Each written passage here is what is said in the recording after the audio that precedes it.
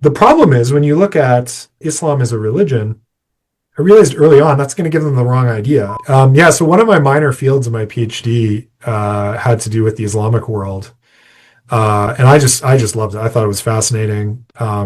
Some of the most interesting things I read in grad school, some of the most interesting conversations around the seminar table happened in that context. And so when I came to Redeemer, they had a modern Middle East course on the books already. And over time, we added some other courses, kind of built out an area of focus. And we've now hired someone who's an actual expert on that stuff, where that's his main focus, and my colleague Jonathan Loopstra. And I've very gratefully handed those courses over to him. But for many years, I taught those courses here, and so part of what we were doing was trying to help students understand Islam. And of course, when we think about Islam through our conventional modern Western categories, we think, well, Islam is a religion. That's the box that it goes in. And what happens when we think of Islam that way is we end up importing a whole bunch of mostly subconscious things that are part of our working understanding of what religion is. We think of religion as something that's mainly personal, private, and individual. We think of religion as something that's mainly about what happens at a particular time on on a particular day of the week that involves worship or prayer. We think of religion as something that has to do with particular kinds of ideas on particular topics. And then we have a whole lot of other stuff that we don't think of as religion at all.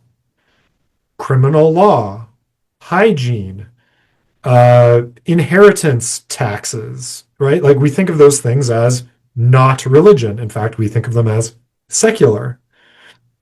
The problem is when you look at the history of Islam, through most of its history and most of the places where Islam has been a major force in society, beginning with the very beginnings of the Islamic community, the Ummah, as they call it, in the lifetime of Muhammad and subsequently, Islam is a lot more than that. It doesn't fit into that box.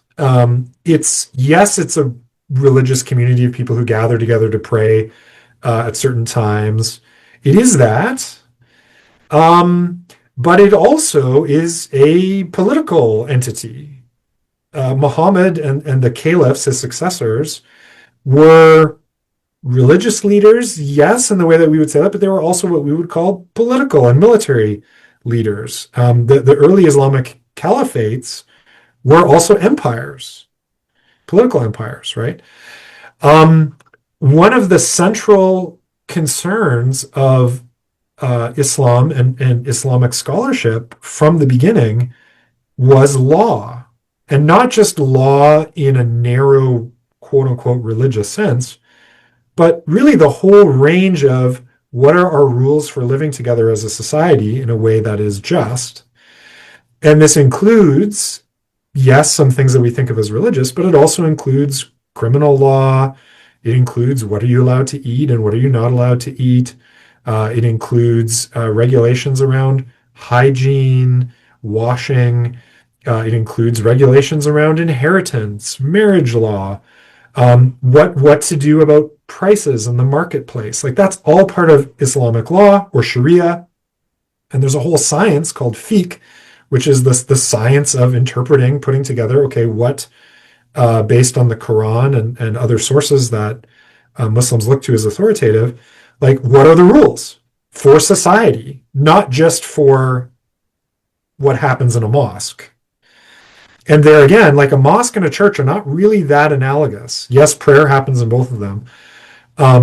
But if you want to think about like who are the guardians of the written tradition of interpretation in Islam, there isn't a priesthood really in Islam. What you have are the legal scholars. They are the experts, right? And we get confused about this. Maybe we can talk about Iran a little bit later on. But when we look at Iran, they're like, oh, well, you have basically priests running things. Well, not exactly. Right? Like an Ayatollah, yes, they're learned in everything having to do with Shia Islam, but particularly they're learned in the law. So they're actually a little bit more analogous to like a Supreme Court justice or something like that. Again, they don't really fit into our categories.